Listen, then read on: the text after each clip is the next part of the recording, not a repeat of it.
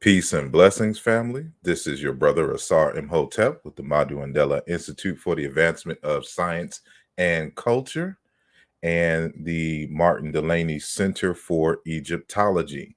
Today is Thursday, August the 12th, 2021, and we have a very, very special guest. And I know I say that with every guest, but this is a real, very, very special guest, someone who's been instrumental in my development, in my journey back to Africa, so to speak. And that is no other than Chief Olowu Obafemi Fayemi from the OIDSI Institute. And we're going to talk about his new book. We'll probably talk about his old book as well, the Ifa tradition, Ifa in the Diaspora, and whatever comes to mind. So y'all sit back, and we'll be back in just a sec.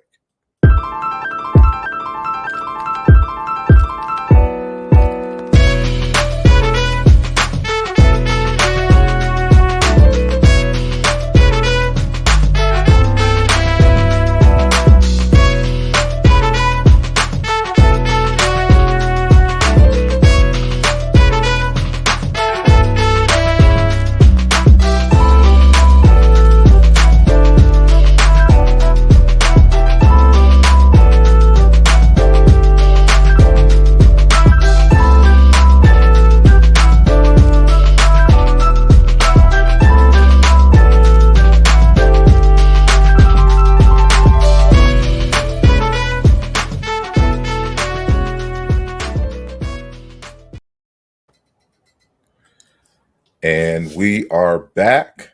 And I want to thank each and every one of you who are joining us live. And of course, those of you who are catching the archives. Doing it a little early today, but we do this at all times of days, whenever we can. So I know many of you may be at work, and others will catch us a little later, but either way it goes, it is a blessing, and I'm truly honored that you chose to spend your time here on this channel and to share in the conversation, in the dialogue with myself and my guest. And so before we get into today's program, a few announcements. First and foremost, I want to let y'all know that the book Muntu wa Nzambi, Portrait of Human as God's Special Creation by Dr. Shalima Lima Mukinge is out now. Well, technically, it'll be out on the 24th, but you can order the text, you can pre-order the text at maduandelapress.com. And so for those of you who are unaware, I have started a publishing company. And so this is the first book, not authored by me, that'll be published, that is published through my publishing company, maduandelapress.com. So the text is Muntu wa Nzambi, Portrait of Human as God's Special Creation, subtitled From African Creation Stories, Religious Beliefs, and Cultural Practices. And Dr. Mukinge is from the Congo, the Democratic Republic of Congo, and of the Baluba people of Central Africa. So make sure that y'all pre-order your text at maduandelapress.com. And speaking of Madu Press, in October, I will be releasing this text, Chiluba Maweja, Yoruba Orisha, an Ancient Egyptian Ak, an exploratory etymological study. It will be the first text under the Martin Delaney Center for Egyptology imprint, from Madu Press. And so we'll have more on that, on what this text is in detail, but just be on the lookout for when that will be available. And For those of you who speak Portuguese, I will be one of the featured presenters at this particular online conference hosted by Dr. Katsushika Ribeiro. And so this is, primarily for those in Brazil, but it's going to be for those around the world. It will be primarily in Portuguese. The title of the conference is The Future, and I'm just translating from Portuguese. The Future is Ancestral, in search of the relationship between Kemet and Congo, and basically its impact among or with the diaspora. So there's a number of guests. Lepe Hoji Kala, of course, myself, Dr. Gabriel Fortes, and of course, Dr. Katsushika Ribeiro.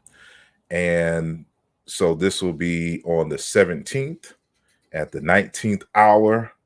I think it's Rio de Janeiro time. So I'll have flyers out if you want more on what that is. I will send that to you. And my presentation is Kemet and the Congo, Two Traditions from a Common Ancestor. And last but not least, make sure that you join the Patreon page to support the program, as well as the upcoming documentary film that I'm doing titled Chiena Into. And we're talking about the relationship between the ancient Nile Valley and the Central African Bantu speaking communities. And then, in part 2, we're going to go into West Africa, starting in Nigeria, going into Ghana, and into as far as Sierra Leone, Senegambia, that area. So if you want to support that, our first trip is going to be in February to Egypt to start filming. So more on that at a later time. And I think that is it for all the announcements that I have. So I'm just going to get straight into it. And so, as I mentioned before, our guest is Chief Oluo Obafemi Fayemi. And Chief Oluo Obafemi Fayemi, Apega, the full name, is a world-renowned Babalawo and a founder of OIDSI, which it stands for the Obafemi Institute for the Divine and Universal Study of Ifa. He was initiated as a priest of Obatala in January 2004 and received his Tefa in February 2005 from the late Oluwo Dr. Ofalabi Apega at the Apega compound in Akure, Ondo State, Nigeria. He strongly believes that the restoration and preservation of African divine sciences and traditions can restore psychological balance and personal empowerment to all people. To know more about our guests, make sure that you visit obafemi.org. And so without further ado, I welcome Baba Obafemi. How you doing, sir? I'm good, brother. It's good to see you again, man. It's good to see you as well. Good to see you as well. Well, first and foremost, Aboru, Aboye, Aboshishe, Baba, welcome to the program. And it's good to see you, man. Good to see you. For many who don't know, my journey, some of y'all know, originally from Jacksonville, Florida, moved to Louisiana. That's where my family's primarily from. Then from there to Houston, Texas, to San Antonio, and back to Houston when I went to college. And when I went to college, I had a girlfriend at the time who worked at a newspaper. And she was in a facility with one of her clients, which happened to be who later became Baba Shango Dare. And we may, some of y'all may know him from my blog talk radio days, but we should be having him on soon on this program. But it's through Baba Shango Dare. He wasn't Baba Shango Dare at the time, that I met Baba Obafemi, who wasn't Obafemi at the time. No, not at the time. So this is like 2000, 2001. Yeah, about 20 years ago, man. 20 years ago. Yeah. And so there was a group called the Taseti African Historical Society. Correct. And there were a number of teachers and elders. And remember, so this is when I'm coming off of my Hebrew Israelite stint, you know what I'm saying, as a youth. So going to the university and of course taking Africana studies courses, but this was more the community base. And so these are the individuals who would introduce me to individuals like Dr. Ben, Ashra Kwesi, you know, a number of scholars that were known, who were kind of prominent at the time for bringing information.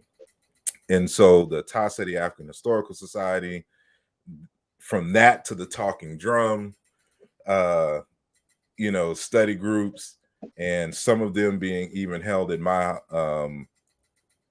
my apartment at the time. Yeah. And from there, some initiations happened with Baba Obafemi, and now the OIDSI, you know, is born sometime later. I'm kind of condensing everything, just kind of letting y'all know the time. It's about right. It's about right. So just letting y'all know that we go way back. And I've seen, to an extent, his journey from the moment that I met to where he is now. And he has grown tremendously in terms of his influence and impact on the lives of a lot of people, you know, just across the states, and I'm pretty sure across the world. And so it is an honor to have him. And I haven't seen him in about 10 years. 10 years, man. I moved to Philly, and but so I'm glad that, you know, he is here now to share you know, his story and his wisdom, you know, with this particular audience. And so again, thank you, you know, for being here today. And thank you for having me, man. Thank you for having me. You're welcome. You're welcome. So, you know, can you just tell us a little bit, you know, about who you are, where you're from, and, you know, how did you get to, let's go back to the point of Taseti, and then we'll go from there. Well, you know, the interesting thing about Taseti, it was definitely my Taseti was definitely my it was probably the cornerstone of what was going to be built, you know, as we go forward. You know, I think the whole church thing was in another part of the neighborhood, so to speak. And Taseti, you know, after I come out of the church, you know, I'm familiar with the Nation of Islam, Black Hebrew Israelites. I'm looking at, ran across some 5% brothers, the Nuwapian brothers, the Shrine of the Black Madonna. So it was all this that I was exposed to coming into the so-called conscious community. And Taseti was like that last hurdle, you know, because I met a lot of the brothers in the community. And because of what I was doing, how I became quickly involved in the community, you know, kind of started standing out, being known as Brother Steve. That point, going into Taseti, that's when all the academic, those other, you know, church, all the way up to the other groups that I named, began to really, really make sense. You know, one of the things we used to talk about was the ground floor of Waset.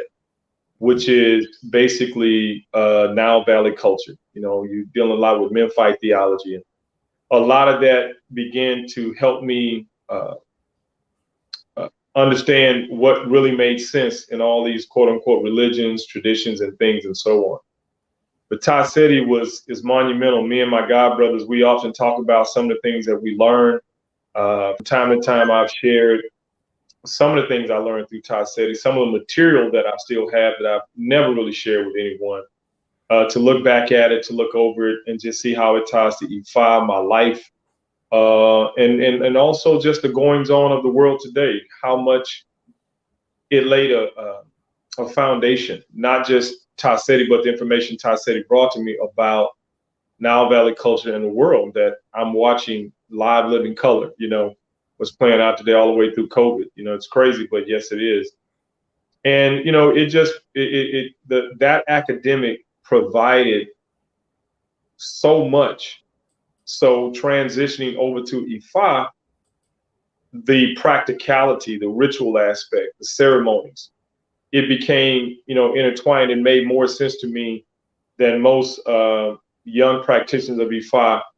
I understood very quickly how to better reference the rituals, the terminology based upon what was given to me through Taseti. Thank you. Thank you. And what was, you mentioned, it seems like you're hinting to the notion that, you know, you wanted, there was something in you that wanted more than simply what the academic analysis and studies of Africa, more specifically the Nile Valley, could bring. And what was that inside you that said, you know what, let me look in this direction in this small area of Nigeria to find what we call or to satiate what we call the greater hunger, you know, inside of you. Yeah, that part. Spirituality, you know, understanding what it really was. And, you know, one of the things that we were given was to speak our own definition of what it was, spirituality. Learning the difference between religion and spirituality. Spirituality in its essence is about knowledge, awareness of self, elevating that whole quadrant of, you know, what is my purpose? How do I attain it? How do I maintain it? How do I expand on it? You know, the old saying, you can't be spiritual without doing ritual. It's in the word, it's by ritual. One of my first great teachers, Brother Shadrach Jabati Powell, taught us the linguistical meaning of the word spiritual or spirituality. So that made a lot of sense to me. And it got me to really looking at, you know, I got all this knowledge. Now, how do I practicalize it? You know, the day-to-day life of a Nubian 3, 4, 5,000 years ago down in Aswan. You know, what did that mean spiritually for that person? You know, you had a society, you had a way of life. You know, a lot of it was an agrarian society that the sacred sciences came through that. But here we are in this 20th century, this 21st century, you know, and you know, what are we really going to do with it in the midst of this amalgamation of cultures in this place called America? And for me, it seemed more that Ifa, as I coined it very early, Ifa became my tool. You know, the beauty of divination, to know, to forecast, to see, to help make better choices and decisions, to take away a lot of uncertainty, take away a lot of indecisiveness. When the divination says go right, but your desire to go left, and then you got spanked, you know, you get the lesson, and then you get a better understanding why you should have went right. I think that became a staple. I had an incident where my first exposure to divination actually saved, quote unquote, my job. And of course, later on, there was some things that I had to do for family, that the ritual, the divination provided, that Kemet at that time was not given. I'm not saying there's not rituals in Kemet. I'm not saying that there are not things there that to do, but I was not exposed to that at that time and period. So I take it as divine intervention for me to have a series of incidents to where, being a member of Taseti African Historical Society, I was guided by an elder in Taseti. You need to go see this person who practices Ifa. And I was like, what is Ifa? So by the time I got there, got the reading, got the work done, I said, this is what I'm looking for. This is the academic coming into the practicality. And so I felt as in that was a certain sense of being completed, or starting a path to where I can get something whole, as opposed to, here I am, this smart guy. I got all this, credibility, this academic. I've lectured, I've taught in my classes in Taseti, but here I am still working for this old Billy Bob cracker. You know what I'm saying? Who got the IQ of a piece of furniture. I'm working for him because he's been privileged to give a position. And I'm thinking, how is Patah going to help me in this situation right now? Well, I'm sure there's some ways that it could, but I wasn't privy to it. So Spirit brought me to Ifa, and when I was exposed to it, because I've never gotten to the point to where I told people leave Kemet alone. Kemet is the groundwork for the world. They're still digging. And so there's got to be something to it. But for me, Ifa, it's almost like you took the knowledge of Kemet, as a good friend of mine said, the juju went west. And so when I say that academic came into contact with the practicality, for me, it became a great tool. Beautiful tool. Indeed, indeed. So how did you come into contact with the late Dr. Opega? And who is Dr. Opega, and why is he important for us to know outside of his relationship with you personally?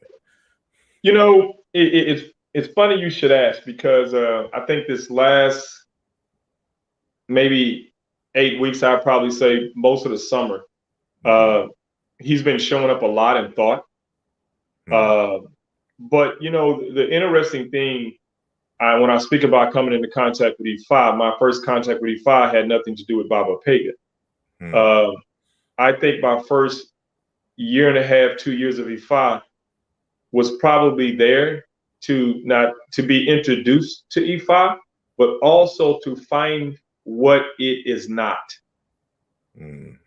And this particular Babalao that helped me out in my situation, I did not, he was a very, powerful brother, but lacked a lot of personality, wasn't very kind, very egotistical, very arrogant, which was way away from my character. And, I stopped going over to, study and listen over at his temple. But that was a particular couple that I had developed a friendship with.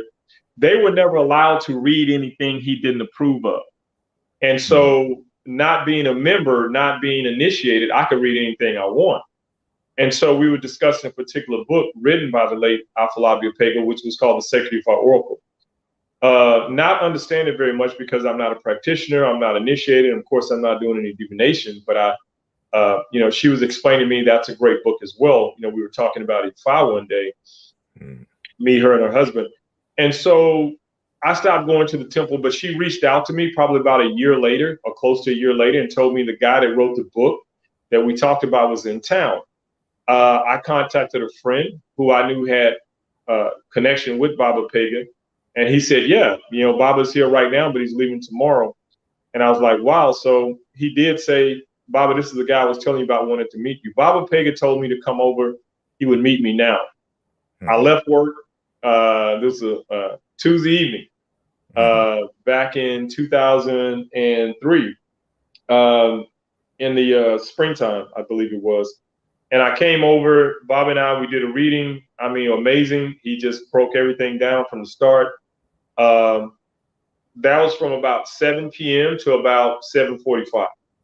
I didn't leave him till almost 11:30 at night. And that was because he wouldn't let me go, because he said, what is your question? What is your question? Anybody knows me, you can never ask me, what's your question? If I feel as though you're holding knowledge and information, I'll keep you there the whole time. That was the beginning of a beautiful relationship. We talked on several occasions afterwards. I was amazed about his journey as a Nigerian in America. He was very well educated. He worked for Shell Oil for 20 years. He was very well invested with businesses back in Nigeria. Very well educated. He was married, had children, and he had wrote a book. He had wrote 3 books, as a matter of fact. When I went through my January 2004, I went through OIDSI, an amazing experience. Not much happened with bells and whistles and levitating, but that was a shift. He told me I needed to become a priest of Ifa within a year's time. In a year's time, I did. I went to Nigeria in February 2005 and became this priest. That is when I was really exposed to who this brother was. His book speaks of 5 generations of being an Oluwo. His father, Olarimiwa, his grandfather, Onadeli. The Sacred Ifa Oracle belonged to Onadeli. Baba just took his notes and translated them into English. That is very, very interesting, because when I went through my initiation, he was giving me a history of the tools that he had. One in particular, the Osu staff of a Babalawo. He told me at the time in 2005, it was 960 years old. That was the bloodline that he remembered. And the power was in their herbs and their divination. The priest of my organization, one of the things that, if you don't learn anything else, as a priest, you must learn divination. It's in the Opega bloodline. They were masters of divination. The way they divine is different than some practitioners of today. One particular elder told me the Opega definition was older. It came more so from almost like an Eastern tradition. There's a pyramid that's tied to the way the divination works. Another elder told me the way we're divining was before the way they divine now, that they call the upper chamber. So we were very, very pleased I was very, very pleased to understand this. I didn't even know this till Baba had transitioned. He transitioned in this particular time, 2006, almost 15 years ago to this particular day, this particular month. And the impact that he left upon me in the 2 years that I worked with him, got to know him, I definitely fell in love with him, his personality. He was the teacher I needed. Based on where I came from, out of the church, through Taseti, that could not have been any other Oluwo or Babalawo that I have went through. If I did go through anything else personally, for myself, my personality and my character, I would have probably ended up right back in church, meaning my institute would probably be more of a Ifa church, because I felt as though I had to escape organized religion. I can't do certain things totally entitled under rules and regulations. So even now, the tradition of Ifa, Sheshe, I make it very, very clear. I don't practice that 100% because I'm not Yoruba. Those were the first words of my Oluwo. He made me understand very well, you're not Yoruba. You'll never be Yoruba. You are an African in America. And there are things that you need. And I asked him, well, Baba, what do I need? He said, you need to know. The knowledge of who and what we are, not as a person, but as a people. We need to know our journey. So I have no reason to, quote unquote, totally emulate the Yoruba culture. That's a people. Ifa is a practice. And I think that's where a lot of us get very disheveled about, because we say, well, I'll never learn this, I'll never learn that. You're not here to learn everything about that. That's a cultural thing. There's a reason why your ancestors choose for you to stay in the bloodline of those who came through enslavement or who are already here, as opposed to the bloodline you was separated from in Nigeria and not born there, practicing it from a Yoruba perspective. And those were the things that he taught me. That's who he was. That he made it very, very clear. And from what he laid the groundwork for, similar to what Taseti had given me, became a beautiful, beautiful mix. And to me, that is the best way I can describe him. A very jolly person, happy person. He was like this little black Buddha, always smiling. I only seen him upset on one occasion, rightfully so. Not very temperamental, but that was stories where he took care of business. And, you know, I like to hear that because it became a very delicate balance. But the one thing that he always made it very clear, and the thing that I try to pass on that most people don't get, Ifa is supposed to be fun. And the one thing you can't get out of some of these colonized Negroes is church. And they can't take the fun, the beauty, the wisdom, the poetic romance and dance of nature. They just can't seem to enjoy it. It always have to be some quote unquote stuff. And I laugh about it. I never really address it. You know, I'm not on social media to go back and forth with those types of opinions. But I just think it's very, very sad that we cannot take a very simple concept of a natural order and turn it into a church. We just seem to be masters at that and not being able to step aside the pettiness and just really enjoy life. Ashe. Indeed. I've only met Dr. Ortega twice, and very briefly and in passing. So the first time I met him, it was through you. I don't even know if you remember this, but you were having a meeting with him at the place that was called Mocha Life. Cafe. And so, oh wow, yeah. Was that over on Blodgett, or I mean Alameda? Alameda, yeah. Alameda in Houston, Texas, for those who don't know. So that's what, because I didn't know nothing about none of that. So you had introduced, this is, Dr. Ortega and da-da-da-da-da. And y'all was like, all right, hey, how you doing? And y'all went and had y'all meeting. I was doing something else. I don't know what I was doing. Right. And I forgot the nature the second time I met him, but it was only then that I kind of figured out, like, who he was in regards to in terms of his works and things of that nature, and the whole Ifa system. So like you introduced the Kemet, I think Kemet's the gateway or the doorway into Africa for a lot of us. Absolutely. And then we kind of find our own way for those who decide to mature past Kemet. But you brought up something that, in regards to Kemet, to where, I find that I have this discussion with just various folks who would say the same thing about, of course, they don't know necessarily all the details about a tradition or wisdom tradition like Ifa, but how is Ifa practical in this space, over here in America, and with that old religious, voodoo that y'all doing over there, from Nigeria, how has it impact your life, in the sense that you found it very practical to be able, and very practical and able to integrate into this present time and space here in the diaspora? And I know you mentioned kind of a little bit earlier in terms of Dr. Ortega saying that, you're not Yoruba, you're an African in America, and of course you're not going to learn everything or do everything in the same way that Yoruba people do. And so with that said, well, I guess it's a two-part question. So how is, for you, how was it practical?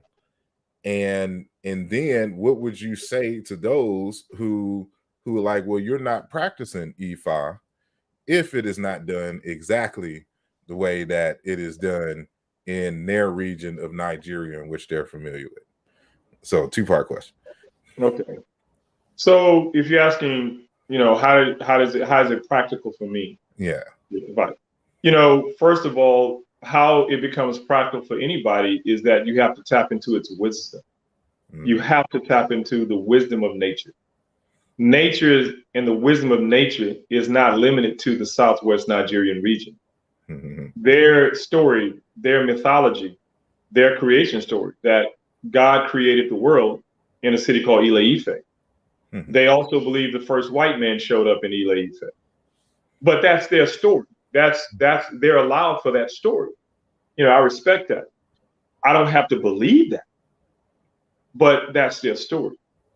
And that is part of my understanding. I need to understand that, from their cultural perspective, because I feel as though to really be practical, you also have to find the holes or the flaws in anything in order to know it in its totality. For me, I understand very clearly I'm not Yoruba. The Yoruba people, predominantly in this day and time, are Christian. Ifa is not limited to the Yoruba people. Ifa, the wisdom of nature, the natural order of things, universal truth, that occurs all over this planet. The expression of the Yoruba people and how it found its way into the diaspora is the beauty. That's the beauty. And when it goes into Brazil and it finds its way under many names and the one banner of Candomblé, it has the tree. Branches are going in different ways. What the Africans did alongside the Portuguese and the native people is a beautiful thing. If you go further up, you hear names of Angola, Umbanda, Quimbanda, enchantment, all these names that are, related up under Ifa. But to claim Ifa is yours, there's a debate, because it's the wisdom of nature, saying the wisdom of nature and how to understand the wisdom of nature is simply belongs to this one people. Nature is an ever-growing, ever-expanding thing. Even as we speak, we're seeing heat, we're seeing climate change, we're seeing floods. This is nature. This is the natural order. We can associate that to every orisha or every force in nature and what they're trying to say. And so the practical part for me is you have to tap into its wisdom. And I can't tap into its wisdom if all I'm going to focus on is one group of people in one part of the world. I'm doing myself a disservice. Now, don't get me wrong. I love what they have brought. I'm born out of what they brought. But as any child that leaves a parent, I expect the parent, the expectation of the parents for the child to grow. A good parent would like to see the child grow further than them. I know Baba Pega wanted me and my god brothers and a few of my god sisters to grow beyond him. He said he wanted to see the gap between science and religion. He wanted to deal with that of science and religion. What me and my specifically my god brother Baba Shango Dara has done, we have been working on that for 20 years. And so what I say to those individuals who say you're not practicing Ifa, you're not practicing the tradition, I don't have to practice the tradition to be a practitioner of Ifa. I don't have to practice the cultural expression of the Yoruba people. The Yoruba people are the Yoruba people. I'm born in Third Ward, raised up in South Park, Houston, Texas. I'm from the trade. I grew up in segregation. I watched integration come. I remember when Dr. King got shot. I'm not sitting here trying to convince anybody to be like me. I do what I do, and I teach how I teach. I learn how I learn. And I'm not going to teach and learn something that is uncomfortable to my personality, my character, and most importantly, to my journey. I do believe Ifa is my tool. Ifa is my journey. But to try and emulate a tradition from the Yoruba people that's millennials of years old, I just don't believe it's going to suit some of us the best way in the 21st century. There's a proverb by the Idu people in Central Africa. It says, "A child who has never left home says my mother is the best cook." And something that you just said in your last statement reminded me of that proverb. And so there's an individual who I correspond with, who he's initiated in several systems in Africa. He's from Southwest Africa, excuse me, Southeast Africa in Malawi. And he has coined this term, the African superhighway of wisdom. And he was told along his journey that essentially from all of his elders that to speak in your name, never in mine, and to digest and internalize the teachings, but to always speak with the voices, you know what I'm saying, of your destiny and your ancestors.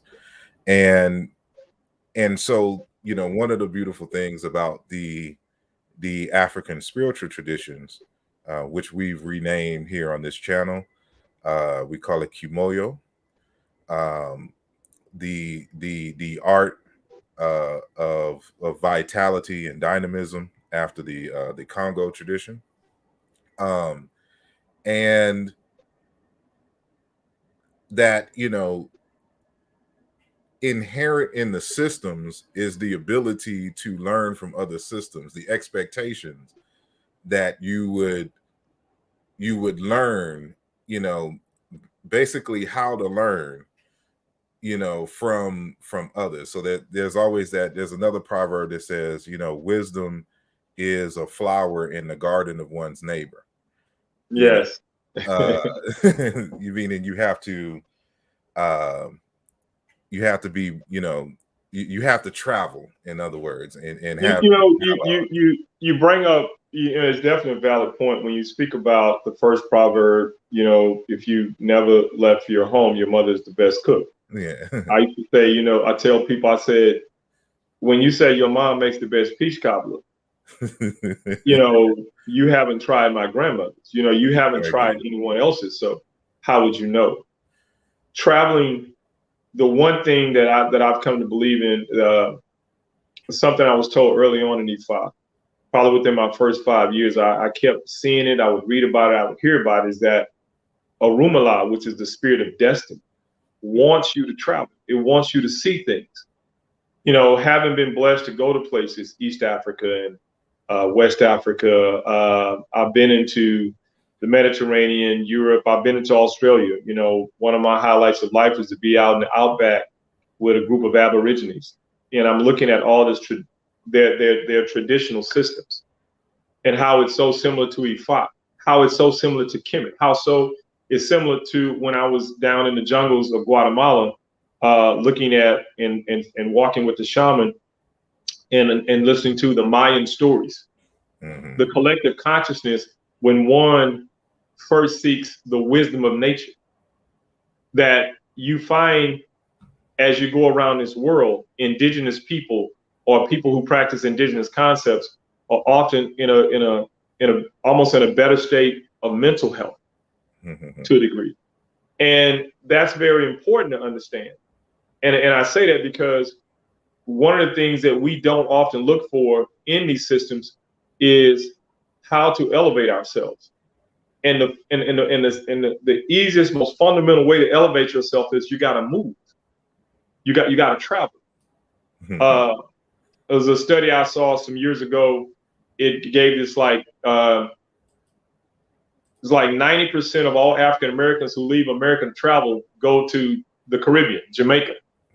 And for all the African Americans who travel within the continental U.S., they go to places like New Orleans, Atlantic City, Florida. You know, they'll go to places, you know, that are pretty much the same. What was surprising is how very few African Americans go into areas that hold our history, remnants of high cultural aspects. And with a system like Ifa, it's like saying the best I'm going to be as a Christian is to go to the Holy Land. My best op as a Catholic is to go to the Vatican City. If I really want to be a devout Muslim, I need to go to Mecca. Or if I'm going to be a Buddhist, I need to go to Nepal. People say, well, I need to go to Nigeria. Well, if we look around, a lot of what we're looking for in Nigeria went out into Brazil. It went into the Caribbean, went into Central America, places like Cuba. But then there's the collective consciousness that's all over the world. If you go into Southeast Asia, as some my brothers and sisters have, they come back with the stories. We lost a great elder brother, Renoko Rashidi, that would expose a lot of that. It's how you see your world. Sometimes you have to see the world. And even though you may not be able to go to all places in your lifetime, imagine what you can learn going to a few places that's out of your quote unquote comfort zone. So it's true what you said about, in regards to the first proverb. And so when I go to Australia and I'm doing a reading and people get on the mat and they want to know about their marriage, they want to know about their family, they want to know about their health, where's their fortune? It's no different than any other place I go to on this planet and do a reading for someone. And, to say, well, you can only get a reading over here. To me, I think we're not being careful. We're sort of becoming our own co-conspirator of recolonizing ourselves a different way. And I think that's the thing that's doing us a great injustice. And we're sort of kind of getting back into religion through a tradition and not staying open to the changes.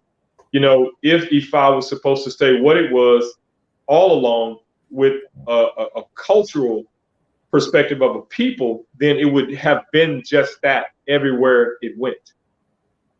And I think because we're a young practitioners to it, not as old as Cuba and Brazil and these other places, I think once we get past the religious aspect of it and the cultural influence from one particular side, I think we'll be able to grow. In the opening statement, you read something from my page to help heal us from our psychological ills and things of that nature. I still believe nature has a way of helping us see our true selves and what's really going on in our lives. Indeed. For those of you who are just joining us, my guest today is Chief Oluwo Obafemi Fayemi Apega. And make sure that each and every one of you who are listening live or even listening in the archive that is right, subscribe, and what?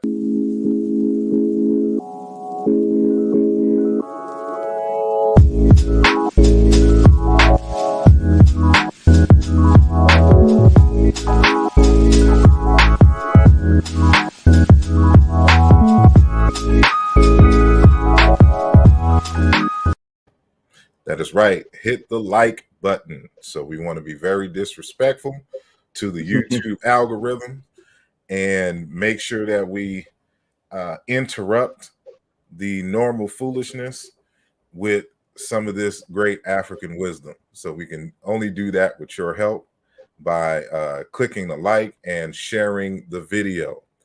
And so continuing, I want to get on your two books before we go. So before we get to your latest text, can you tell us about the first book and what it's about and what was the inspiration behind it? Are you speaking of Who is Sambo? Who is Sambo? Let me tell you, a lot of people don't know. I followed the Clinton family leave back. I was back when I was working corporate America, and I was coming into a lot of knowledge. Like a lot of us do. We come in, we're seeing John Henry Clark, Ivan Van Sertima, a lot of our noted elders, Black historians. And coming into a lot of that knowledge, I came up with the inspiration to write a book. And I had tore my Achilles heel playing in a company basketball tournament. So I was out. So I took the 90 days being out of work, and I wrote a book. And the book is based upon 7 African Americans from the same background, but have taken basically 7 different paths in life. And their personalities, their characteristics are all coming together where they're thrown back from the year 1999 to the year 1831. They're thrown back into time and they're put on a plantation. They're actually in the same spot of their home city, but they just went back 168 years, and they have to, despite their differences, their different approaches to life, their different backgrounds, what have you, professional people, artists, you know, Pan-African person, a minister, all of these people who have these differences in this modern day have to come together collectively to find a way back home, and they have 7 days to do it. And Sambo, the name, when we look at the novel by Harriet Beecher Stowe, Uncle Tom's Cabin, the term Uncle Tom has often been a misnomer. It's my pet peeve. You know, Black folks don't read. Uncle Tom, that we have characterized as the brother who sells out, actually, if you read the book, Uncle Tom never sold out. He actually loved his people to the degree he was a smart brother. And the infamous master Simon Legree decided to put him in charge whenever he would leave the plantation over the slaves. Well, this really rubbed this other particular slave, who was a brute. I mean, he hated all Black folks, and he was Black, and his name was Sambo. And when Simon left town, he would put Tom in charge, and Sambo would get upset, you know, waging a war against, you know, Black folks is an age-old strategy. There's one particular time that was a slave ran away. They caught the slave, brought her back, and Tom was asked to whip her. Tom decided not to whip her. And because of that, Simon was very upset. So he in told asked Sambo to punish Tom. And so with glorification, Sambo pretty much was beating Tom to death. But in that beating to death, Tom was still saying how much he loved his people. He would never have beaten his woman. He understood that Sambo didn't know what he was doing. And in the midst of that, Sambo got touched and realized, you know, that's sort of part of the climatic of the story, Harriet Beecher Stowe's Uncle Tom's Cabin. So the question was, who is Sambo? Who is today's modern day Sambo? You know, who is this person that works against his people? Who is this person that is perpetuating, defaming a community, our institutions, people who sell out, you know, people who equate success with having different people that don't look like as your mate as you get your success. You know, it just brings in on that all the way down to hair, religion. It just covers a few topics. That was my book, Who is Sambo, which is just more so an intimate look at ourselves as a people. A lot of self-hate tied to that, which I thought was cleverly written. I must say so myself. It was actually a 6-minute short film done about it that was also presented at a film festival back in Atlanta back in early 2000, I believe. There's a film festival that it was presented in, and scared a lot of people. So I was like, Ashe. Yeah. Indeed. And they can get that book on Obafemi. Yeah, you can go to my website. The book is there's been a rendition of the book. It's a whole new copy of the book. It's been dolled up, fixed up, different covering, everything. You're definitely welcome to go to the website. You can order it from the website. It's available. All righty. And next, and I guess this would be more so geared towards those who are practitioners of the tradition, but you recently relatively released a text, Understanding the Fundamentals of Odu. Correct. Present day expanded definition and alternatives to working the first 16 Odu. So can you tell us a little bit about that text and why you felt the need to write that particular text? Well, that's a nice. You should really buy the book. It's a nice section on. I actually titled it "Why I Wrote the Book," but in short, it's a workbook. is not just a book; it's an actual workbook. The cover in itself. Odu is actually the oracles that when you get a reading, the oracles that fall that we interpret are called Odu. Odu is feminine. So this is the first time any African American, to my knowledge, as I've been told, that someone would put on a cover or even put as far as a picture to where it's an actual woman. And even if you see this brown, this is where there's an actual face in there of a woman, which fits on, that's a divining trait. The book is to help us understand there's 256 oracles. The first 16 are the major, or what we call the Medjis, the 16 children of Orunmila. After they intertwine with each other, it creates another 240, which gives us a total of 256. So if you know the first 16, you know how they look, how they move, how they operate, then you can get more into the remaining 240, which I'll be writing about hopefully soon. The fundamentals are just that. It's very fundamental. It's not anything to where it's so esoterical. Why did the frog go on a date with the elephant? It's not anything like that. It's just basically telling you the thumbs up side of it, the thumbs down, the light side of it, the dark side of each oracle. Any base practitioner, you don't have to be a priest. You can be a base practitioner, even if you are not a practitioner of Ifa, but you do divination with Obi or Kola Nut. It can still provide a lot of information for you. So it's very fundamental. There are rituals that come with it, nothing involving blood and heinous stuff. It's mostly things of meditation, plants, crystals, prayers, places to go, things to do, things not to do. It's more so about killing the chicken in you as opposed to sacrificing one.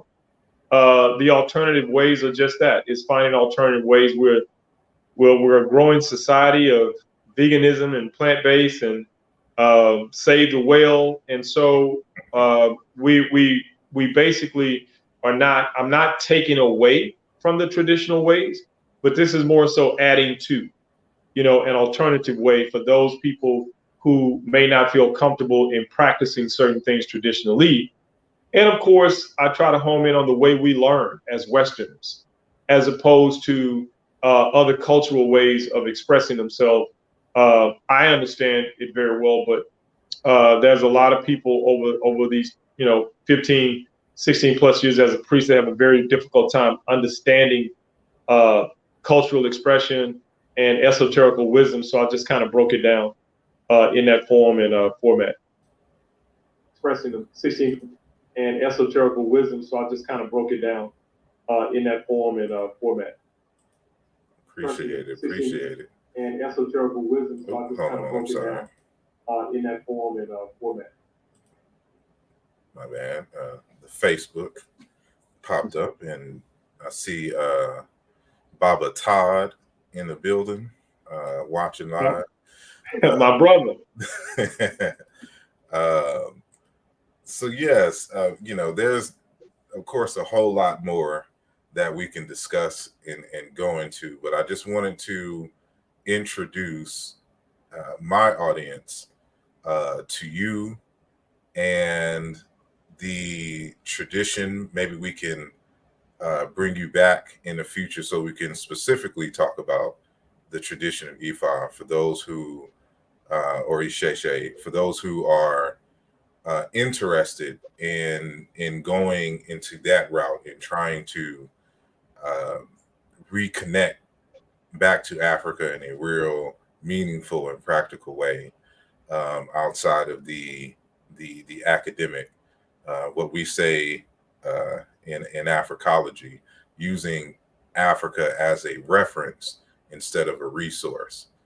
So we want to use Africa as a resource, and this is just one way in which you can do that. So for those who are interested in wanting to learn more about the tradition and want to connect with you, besides the website itself, are you on any other social media platforms? How can they get in contact with you to learn more about what you're doing?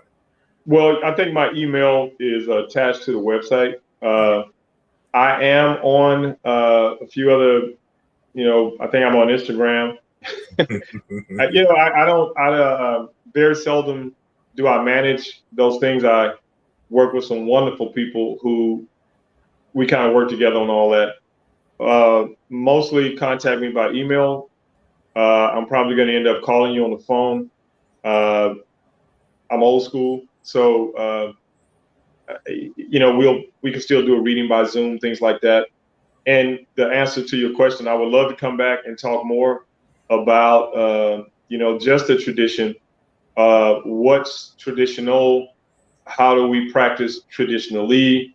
And more so, what, to some degree, getting people to understand that it's not a far-reaching concept to be a practitioner because you're not speaking the Yoruba language.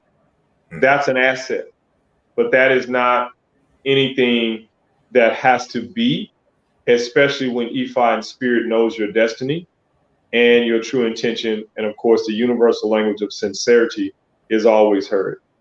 And I think that would definitely help anyone who's looking to go down a path of African spirituality as far as the practicality side of it. I never give up study. I still read. Been reading a lot of things for the South. I'm planning to go down into South Africa soon. I definitely have some indigenous people I'm going to hook up with. So I want to have my stuff together and be able to reference a lot of what they give me. So to me, I think that's how we should move. Before you get into anything, get an understanding, get a reference before you find yourself back up in church again. Indeed. Yeah. Well, I do appreciate you as always. Hopefully I won't take 10 years to contact you and things. But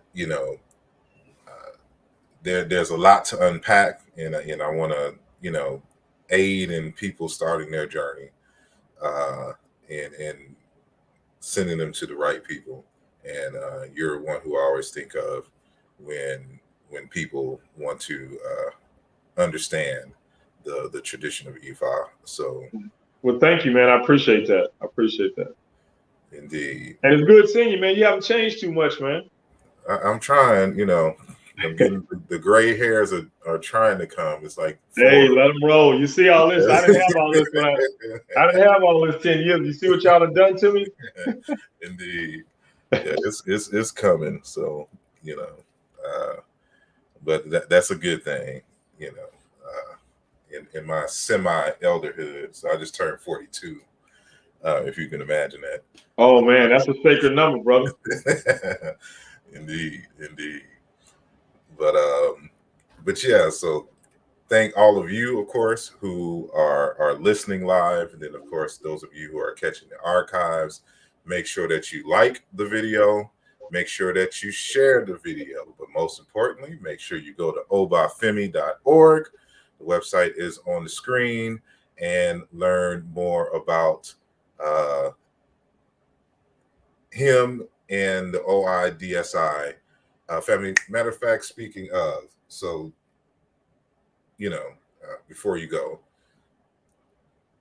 for those who, of course, are in a tradition and more so a part of the Institute, you also host a conference biannually, and you have one coming up next year.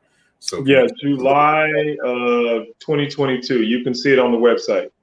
Yes. So do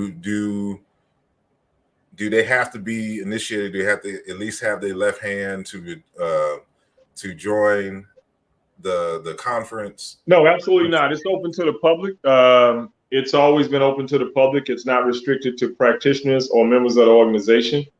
We have a lot of people who bring their family members to give them or expose them to this side of African spirituality. More people just curious about who and what we were before we were put on ships and boats. And they're oftentimes are blown away. People often walk and say, I never knew this existed. So, it's open to the public. It's always been open to the public. All righty. And for those of you who haven't joined the Patreon page or who have joined the Patreon page, the latest video and interview that y'all have exclusive viewing rights to at the moment is Dr. Modupe Oduyoye, who talks about the Yoruba, Hebrew, and Egyptian connections. He is a longtime elder, scholar, linguist, and theologian out of Nigeria, of the Yoruba people. And he's written a number of texts on that particular subject. So it's an honor to have him. And so you can check out that interview as well. And so with that being said, I won't hold you up anymore. I know you're busy, probably getting ready to get on a plane somewhere right now. That's about this time next week. Right now, I have some clients waiting. So, indeed. Well, again, thank you for coming on, and hope to have you back soon. And anything you want to say before we go to the listening audience? Hey man, first, definitely thank you for having me on. It was good seeing you again, and I'm definitely would be more than happy to come back. If there's anything I would say at this point to anyone, and that is get a reference to whatever it is you want to do, get an understanding. And most importantly, don't take any day for granted. What's going on in the world, you're not guaranteed to be here tomorrow. You got to live, you got to love, you got to laugh, you got to make something out of this and build, start building that legacy. Ashe. Ashe.